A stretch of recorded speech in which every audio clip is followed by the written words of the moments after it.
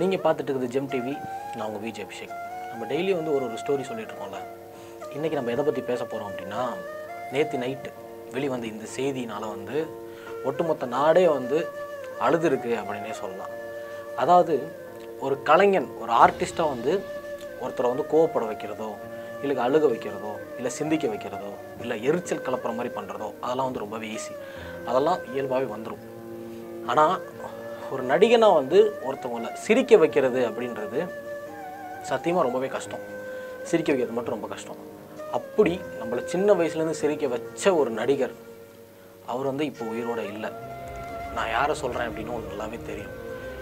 Robot Shankar அவர்கள். சங்கர் அவர் பேர், robot அப்படின்றத அவரோட அடையாளம்னே சொல்லலாம். அந்த ரோபோ சங்கர்ன்ற பேர் இப்போ வரைக்கும் உலகம் ஃபுல்லாகவே தெரிஞ்சிருக்கு.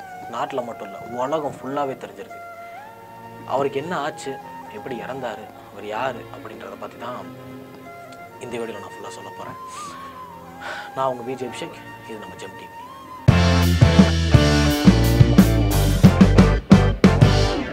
ரோபோ சங்கர் அவர்கள் அவர் தனியார் தொலைக்காட்சியிலேருந்து வெளிவந்து இப்போது வந்து திரையுலகில் அசைத்திட்டு இருக்கிற ஒரு பெரிய காமெடியன், இல்லை ஹீரோ அப்படின்னே சொல்லலாம். எப்படி அப்படின்னா, இவரோட வாழ்க்கை ஆரம்பித்தது வந்து, இவர் வந்து மதுரை அந்த ஊரை சேர்ந்தவர். மதுரையில் வந்து கிட்டத்தட்ட ஸ்டேஜ் ஷோ அப்படின்னு சொல்லுவாங்கள்ல, அதாவது நாடகம், அதாவது இந்த ஸ்டேஜில் போடுவாங்கள்ல, அந்த மாதிரி நாடகங்களில் வந்து நம்ம உடம்பு ஃபுல்லாகவே அந்த மேக்னெட் மேலே இருக்கிற பெயிண்ட் மாதிரி பூசி ரோபோவாக நடித்து, அதாவது ரோபோவாக டான்ஸ் ஆடி ரோபோ சங்கர் அப்படின்ற ஒரு பேரை பெற்றவர். அதுக்கப்புறமா சென்னை 1997 நம்ம சென்னைக்கு வந்து சினிமாவில் ஏதாச்சும் ஒன்று சாதிக்கணும் அப்படின்னு சொல்லி சென்னைக்கு வந்து அவர் நிறைய ஷோஸ், நிறைய ட்ராமாஸ், மிமிக்ரி அப்படின்னு சொல்லி நிறைய ஷோ பண்ணிருந்தார். 2002 அதே ஷோவில் வந்து டான்ஸ் மாஸ்டராக இருக்கிற பிரியங்கா அப்படின்றவங்கள லவ் பண்ணி கல்யாணம் பண்ணிக்கிறாரு. லைஃப் வந்து ஒரு மாதிரி பீஸ்ஃபுல்லாக போயிட்டுருக்குன்னு வச்சுக்கோங்களேன். அவர் வந்து ஒரு மிமிக்ரி ஆர்டிஸ்ட்னே சொல்லலாம். அவங்க அதாவது ஒரு விஜயகாந்த் வாய்ஸில் பேசுகிறதுக்கு அவரை விட்ட வேறு ஆளே கிடையாது. விஜயகாந்த் வாய்ஸ்னால் ரோபோ சங்கர் சார் மட்டும்தான் அதே மாதிரி அக்யூரேட்டாக பேச முடியும். அந்த அளவுக்கு ஒரு மிகப்பெரிய ஆர்டிஸ்ட். நிறைய படம் நடிச்சிருக்காரு, நிறைய எக்கச்சக்கமான படங்கள் நடிச்சிருக்காரு. தமிழ் சினிமாவில் தர்மச்சக்காரம் அப்படின்ற ஒரு படத்தில் வந்து ஒரு கூட்டத்தில் ஒரு ஆளாக முறையாக தமிழ் சினிமாக்குள்ளே வந்தார். அதுக்கப்புறம் எக்கச்சக்கமான படங்கள் நடிச்சிருந்தாலும் தீபாவளி, இதற்குத்தானே ஆசைப்பட்டாய் பாலகுமாரா, இந்த 2 படத்தில் இவருக்கு பெரிய ஒரு வாய்ப்பு கிடச்சிச்சு அப்படின்னு சொல்லலாம். இந்த படத்துலேருந்து ரோபோ சங்கர் அப்படின்ற ஒரு பேர் வந்து எல்லாருக்குமே வெளியே தெரிய ஆரம்பிச்சிச்சு. இந்த மாதிரி ஒரு ஆள் இருக்கார் அப்படின்னு சொல்லி எக்கச்சக்கமான ஃபேன்ஸும் இருக்காங்க அப்படின்னு நம்ம சொல்லலாம். அதுக்கப்புறமா மாரி படத்தில், தனுஷ் அவர்களோட மாரி படத்தில் முழு நேரமாக, அதாவது படம் ஃபுல்லாகவே ஒரு காமெடியனாகவும், அதுக்கப்புறம் வேலன்னு வந்துட்டான் வெள்ளைக்காரன் அப்படின்ற படத்தில் ஒரு முழு நேர வேலன்னு வந்துட்டான் வெள்ளைக்காரன் படத்தில் வந்து ரோபோ சங்கர் சார் மட்டும்தான், அந்த சார் மட்டும்தான் அதில் ஃபுல் அண்ட் ஃபுல்லி ஒரு ஃபுல் என்டர்டெயின்மெண்ட் அப்படின்னே சொல்லலாம். அவங்க மட்டும்தான் அதில் வந்து ஸ்க்ரீன் ஸ்பேஸ் வந்து என்னதான் ஹீரோ இருந்தாலும் அந்த ஸ்க்ரீன் ஸ்பேஸ் வந்து நம்ம ரோபோ சங்கர் சாருக்கு மட்டும்தான் இருக்கும். நம்மளை முழுக்க சிரிக்க வச்சது அவர் ஒருத்தராக மட்டுமே தான் இருக்கும், என்னையை பொறுத்தவரை நான் சொல்கிறேன். அதுக்கப்புறமா வந்து விஜய் அவர்களோட புலி அப்படின்ற படம், அஜித் அவர்களோட வந்து விஸ்வாசம் அப்படின்ற படம், அப்புறம் சூர்யா சார் கூட சிங்கம் 3 அப்படின்னு எக்கச்சக்கமான டாப் ஹீரோஸ் எல்லாரும் கூடயுமே அவர் நடிச்சிட்டாரு. ஆனால் இவருக்கு வந்து ஒரு ஆசை, கமலஹாசன் சார் கூட வந்து நடிக்கணும் அப்படின்னு. ஏன்னா கமலஹாசன் சாருக்கு வந்து இவர் மிகப்பெரிய ஃபேன். அதாவது ஒரு மதுரையில் இருக்கிறப்போவே கமலஹாசன் சார் படம் வந்துருச்சு அப்படின்னா ஃபுல்லாகவே போஸ்ட் ஓட்டுறது எல்லாமே இவரே தான் பார்ப்பார். அதுக்கப்புறம் இங்கே சென்னை வந்ததுக்கப்புறமே இவர் ஒரு ஸ்டார், ஓகேவா.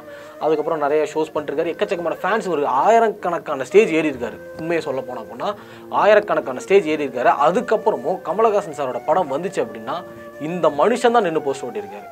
இந்த அளவுக்கு யார் பண்ணுவாங்க அப்படின்னு எனக்கு தெரியல. அந்த அளவுக்கு கமலஹாசன் மேலே வந்து அவர் அப்படி ஒரு ஈர்ப்பு, அவர் வந்து குருவாகவே ஏற்றுக்கிட்டாரு அப்படின்னே சொல்லலாம். இவரோட வாழ்க்கை எல்லாமே ரொம்பவே சூப்பராக போய்ட்டு இருந்துச்சு. இடையில வந்து ஒரு நாள் வந்து இவருக்கு வந்து மஞ்சக்காமலையால் வந்து ஹாஸ்பிட்டலில் சீரியஸாக அட்மிட் ஆகியிருந்தார். அந்த டைம் கூட ஏற்கனவே ஒரு வாட்டி இறந்துட்டாரு அப்படின்னு சொன்னாங்க. பட் ஆனால் அது ஃபேக் நியூஸ், அது வந்து ஃபேக் நியூஸாகவே இருந்துச்சு.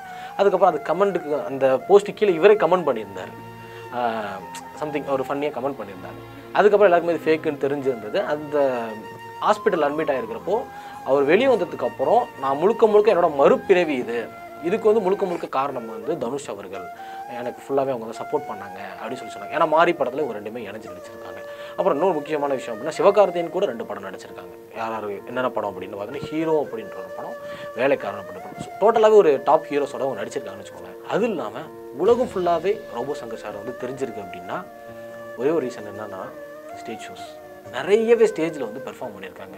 நியூயார்க்கு, சிங்கப்பூர், மலேசியா அப்படின்னு எக்கச்சக்கமான நாட்டுக்கு போய் இவரோட தனித்திறமையை வெளிக்காட்டியிருக்காங்க. அந்த மாதிரி ஒரு மிகப்பெரிய பெர்ஃபார்மர்.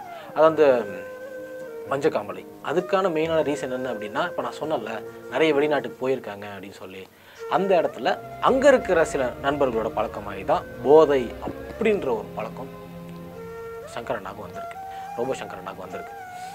அதுக்கப்புறம் அதுக்கு ரொம்ப அடிமையாகி தான் அந்த மஞ்சக்காமலை அப்படின்ற ஒரு விஷயம் வந்ததுக்கப்புறம் இனிமேலும் பண்ணக்கூடாது அப்படின்னு ஒரு முடிவெடுத்து தனக்காகவும் தன் குடும்பத்துக்காகவும் இந்த சினிமாக்காக மெயினாக சொல்ல போனோம் அப்படின்னா, நான் நிறைய பேருக்கு கமிட்மெண்ட் கொடுத்துருக்கேன். ஸோ எல்லாருக்குமே அந்த கமிட்மெண்ட்டை முடிக்கணும் அப்படின்ற கலைத்துறை மேலே, அதாவது கலை மேலே இவர் வச்சிருந்த அந்த காதல், அது ஒரு ரீசனுக்காக நான் வந்து கொடி எல்லாமே விடுறேன் அப்படின்னு சொல்லி எல்லாத்தையுமே விட்டுட்டு மறுபடியும் ஜிம்முக்கு போய் உடம்பு ஏற்றி, அதாவது ஒரு நாளைக்கு 75 வெள்ளைக்கரு முட்டை சாப்பிட்றாரு. எதுக்காக அப்படின்னா தன்னோட உடம்பு வந்து மெயின்டைன் பண்ணுறதுக்காக 75 வெள்ளைக்கரு முட்டை சாப்பிட்டு அவர் வந்து தன்னோட உடம்பு வந்து நல்லா வச்சுருந்துருக்காரு. ஆனாலும் ஒரு சில விஷயங்கள் இப்போ ரீசன்ட் டைம்ஸில் மறுபடியும் அந்த போதைப் பொருளை தொட்டதுனால அவருக்கு அந்த இப்போ நடந்த அந்த இழப்பு வந்திருக்கு அப்படின்னு சொல்கிறாங்க.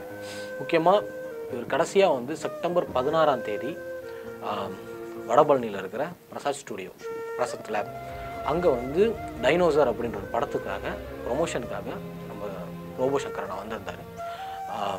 அப்போது வந்து ரொம்பவே ஒரு மாதிரி ஃபன்னியாக பேசியிருந்தார். நீங்கள் அதோட ப்ரொமோஷன் வீடியோ பார்த்தீங்க அப்படின்னா உங்களுக்கு தெரியும், ரொம்பவே ஃபன்னியாக பேசியிருந்தார்.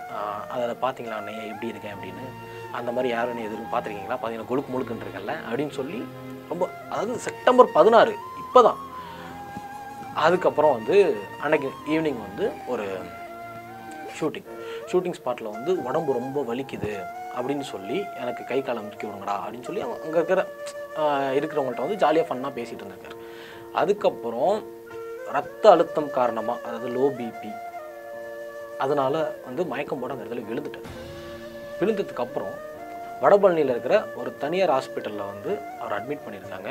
அங்கே அட்மிட் பண்ணதுக்கப்புறமும் எந்த ஒரு யூஸுமே இல்லை அப்படின்னு சொல்லி மறுபடியும் இன்னொரு ஹாஸ்பிட்டலுக்கு வந்து சேஞ்ச் பண்ணார். அந்த இடத்துக்கு போனதுக்கப்புறமும் அங்கே வெண்டிலேட்டரில் வச்சு அவருக்கு வந்து எல்லா ப்ரொசீஜரும் நடந்திருக்கு, எல்லா சிகிச்சை எல்லாமே பண்ணியிருக்காங்க. அது பண்ணியுமே வந்து அவரை வந்து காப்பாற்ற முடியல. ஸோ அவர் வந்து இப்போ நம்மளோட இல்லை அப்படின்றது தான் ஒரு முக்கியமான விஷயம். மெயினான ரீசன் என்ன சொல்கிறாங்க அப்படின்னா, டாக்டர் சொன்ன மாதிரி அவர் வந்து செய்யலை. அதாவது டாக்டர் வந்து மேலே குடிக்கக்கூடாது அப்படின்னு சொன்னாங்க, அதை வந்து ஒரு ரிப்பீட்டடாக செய்யலை அப்படின்னு சொல்லியிருக்காங்க. ஆனால் அவங்களுக்கு தெரிஞ்ச க்ளோஸ் சர்க்கிள், அதாவது அவங்க கூடவே இருக்கிறவங்க என்ன சொல்லியிருக்காங்க அப்படின்னா, அவங்க வந்து தண்ணி எதுவுமே அடிக்கிறது இல்லை, அவங்க முன்னாடி அவருக்கு அஃபெக்ட் ஆனது வந்து இப்போ அவரோட பாதிச்சிருக்கலாம் அப்படின்னு சொல்லி அவங்க ஒரு தரப்பில் சொல்லியிருக்காங்க. எல்லாத்துக்குமே ரீசன் வந்து அந்த குடி அப்படின்ற ஒரே ஒரு விஷயம் மட்டும்தான் இருந்திருக்கும். ஆனால் அவர் அந்த டயட் மெயின்டைன் பண்ணார்ல, அப்போது வந்து நிறைய ஃபங்க்ஷன்ஸ், அதாவது ஃபேமிலி ஃபங்க்ஷனாக இருக்கட்டும், ஏகப்பட்ட ஃபங்க்ஷன் அட்டன் பண்ணியிருக்காரு. தன் உடம்பு போயிடக்கூடாது அப்படின்றதுக்காக குறைச்சி தான் சாப்பிட்ருக்காரு. ஏன்னா அதிகமாக சாப்பிட்டா உடம்பு விழுந்துடும் அப்படின்றதுனால குறைச்சி தான் சாப்பிட்ருக்கு. ஆக்சுவலாக எனக்கு ரொம்பவே எமோஷனல் ஆகுது. என்ன அப்படின்னா, ஒரு ஆர்டிஸ்ட்டாக நானும் ஒரு கலைஞன் ஆகணும் தான் ஊர் விட்டு எல்லோரும் வெளியே வந்திருக்கோம். ஒரு கலைஞனாக வந்து ஒரு நம்ம இடத்துல இருந்து, அதாவது எந்த ஒரு பேக்ரவுண்டுமே இல்லாமல் மேலே வந்த ஒரு சில ஆர்டிஸ்ட் மேலாம் நமக்கு எப்போவுமே ஒரு ஒரு ஒரு பாசம் இருக்கும். ஒரு எப்படி சொல்கிறது, மரியாதைன்றதை தாண்டி நம்ம எல்லாருக்குமே அவர் மேலே ஒரு பாசம் இருக்கும். நம்மள மாதிரி இடத்துலேருந்து வந்திருக்காங்க, அவரை பார்த்து நம்ம வந்து மோட்டிவேட் ஆகிக்கலாம், நம்மளும் அவரை மாதிரி வந்துடலாம், ஏன்னா அவருமே நம்மள மாதிரி கீழேருந்து மேலே வந்திருக்காங்க, ஸோ நம்மளும் அந்த மாதிரி வந்துடலாம் அப்படின்னு சொல்லி நம்ம எல்லாருக்குமே அவர் மேலே ஒரு பாசம் இருக்குல்ல, அந்த மாதிரி பாசம் தான் எனக்கும். அவர் சின்ன வயசுலேருந்தே பார்க்குறேன். அவர் வந்து அந்த தனியார் தொலைக்காட்சியில் இருக்கிறதுலேருந்தே நான் அவரை பார்த்து நான் ரசிச்சிருக்கேன், சிரிச்சிருக்கேன். அதே மட்டும் இல்லாமல் இதனோட பர்சனல், நாங்கள் ஒரு படம் ஒன்று பண்ண போகிறோம், அந்த படத்தில் ரோபோ சங்கர் சார் வந்து நடிக்கிறார், அண்ணா வந்து நடிக்கிறார். எல்லாமே அவர்கிட்ட பேசிட்டோம். ஆனால் என்னை அவருக்கு தெரியாது, அந்த டேரக்டர் அவர் தெரியும், எங்கள் அண்ணா டேரக்டர் அவர் தெரியும். பர்சனல் நான் வந்து ரொம்ப சந்தோஷப்பட்டேன், ரோபோ சங்கர் அண்ணாவோட வந்து நடிக்க போகிறோம் அப்படின்னு ரொம்ப சந்தோஷப்பட்டேன். ஆனால் அவரை நான் நேரில் பார்க்குற வாட்டியே வந்து அவரை அந்த டெத் பாக்ஸில் பார்க்குறேன். எனக்கு அதை இன்றைக்கி பார்த்தோன்னே எனக்கு எப்படி சொல்கிறது அப்படின்றது தரல. என்ன அப்படின்னா, அவரை பார்த்து நம்ம ரசிச்சிருக்கோம், நம்மளாரையும் வந்திருக்காரு, நம்ம அண்ணா மாதிரி அப்படின்னு சொல்லி நம்ம பர்சனலாக அவரை திங்க் பண்ணுறோம். அப்படின்றப்ப அவர் இந்த மாதிரி பார்த்துட்டோம் அப்படின்றது வந்து ரொம்பவே ஒரு மாதிரி எனக்கு இன்றைக்கி காலையிலே கஷ்டமாயிடுச்சு. அது வந்து எந்த மாதிரி நான் சொல்கிறது அப்படின்னு எனக்கு தெரில. அவர் கடைசியாக ஆசைப்பட்டது என்ன விஷயம் அப்படின்னா, கமலஹாசன் சார் கூட வந்து நடிக்கணும், என்னோடய குருவோட நான் வந்து நடிக்கணும் அப்படின்னு அவர் சொல்லியிருந்தார். அதுக்கப்புறம் தென் பார்த்தோம் அப்படின்னா, கமலஹாசன் சார் மேலே இவருக்கு எவ்வளோ ஒரு லவ் இருந்தது அப்படின்னா, கமலஹாசன் சார் தான் வந்து என் பேரனுக்கு பேர் வைக்கணும் அப்படின்னு சொல்லி அவர்கிட்ட டைம் கேட்டு டேட் கேட்டு நட்சத்திரன் அப்படின்னு சொல்லி இந்த பேர் வச்சுருக்காங்க. இன்னொரு விஷயம் ஒன்று சொல்ல போனோம் அப்படின்னா, அவங்க பொண்ணுக்கு, அதாவது நம்ம பிகில் படத்தில் பாண்டியம்மாவாக இருக்காங்களா, அவங்களுக்கு வந்து கல்யாண ரிசப்ஷனுக்கு வந்து கமல் சார் வரணுன்றதுக்காக சார் எப்போ ஃப்ரீயாக இருக்காங்களோ அப்போ தான் வந்து நிச்சயதார்த்தம் அப்படின்னு சொல்லி நிச்சயதார்த்தம் வச்சாங்க. கல்யாணம் நடந்துச்சு. கல்யாணத்தில் கூட அவங்க சார் பிரியங்காக்கா அவங்க 2 பேருமே வந்து நல்லா ஜாலியாக டான்ஸ் ஆடினாங்க. அது வந்து சமூக வலைத்தளங்களில் ரொம்பவே ஃபேமஸாக போயிட்டு இருந்துச்சு. ஆனால் இப்போ அவர் இறந்துட்டார்ல, அதுக்கான மெயின் ரீசன் என்ன சொல்கிறாங்க அப்படின்னா, போதை பழக்கம் அப்படின்றது தான். அவர் தண்ணி அடித்ததுனால தான் இப்போ இறந்து போயிட்டாங்க அப்படின்னு சொல்கிறாங்க. லைக் இன்றைக்கி அவரை பார்க்க வந்த எத்தனையோ நட்சத்திரங்கள் வந்து சின்ன திரையாக இருக்கட்டும், வெள்ளி திரையாக இருக்கட்டும், எல்லாருமே வந்து எமோஷ்னலாக இருக்காங்க, பர்சனலாக எமோஷ்னலாக இருக்காங்க அப்படின்னு தான் சொன்னோம். என்ன அப்படின்னா, ஏற்கனவே வடிவேல் பாலாஜி அப்படின்றவங்க ஒருத்தவங்க இறந்ததுலேருந்தே பாதி பேர் நான் மீண்டு வரல. அதுக்குள்ளே இந்த மாதிரி ஒரு மனுஷன், நல்ல மனுஷன், ஒரு ஆர்டிஸ்ட்டுன்றதை தாண்டி ஒரு குட் மேன், இப்போ வந்து அவர் வந்து இங்கே இல்லை, நம்ம கூட இல்லை அப்படின்றது தான் ஒரு முக்கியமான விஷயம். காரணம் போதை, இதுதான். ஸோ நம்ம எல்லாருக்குமே அண்ணன் வந்து ஒரு எடுத்துக்காட்டாக இருக்காங்கன்னு தான் சொல்லணும். ஒரு கீழேருந்து மேலே வந்து ஒரு பெரிய ஸ்டார் ஆகி அந்த இடத்துலேருந்து ரொம்ப நாள் இருக்க முடியாமல் வெறும் 46 வயசில் இறந்து போன அண்ணன். இந்த மாதிரி யாருமே வரக்கூடாது அப்படின்றதான் அவர் ஸ்டோரியை சொல்லி முடிச்சுட்டு நான் உங்ககிட்ட சொல்கிற ஒரே ஒரு விஷயம். ஸோ இதான், வேணாம், விட்டுடலாம். இப்போ அவங்க ஃபேமிலி எவ்வளோ சஃபர் ஆகுறாங்கன்ற விஷயம் நமக்கு தெரியும். அதாவது அந்த மது யூஸ் பண்ணுறவங்க விட்டுருங்க.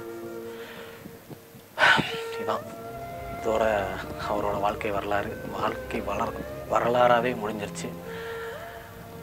Signing off Vijay Abhishek.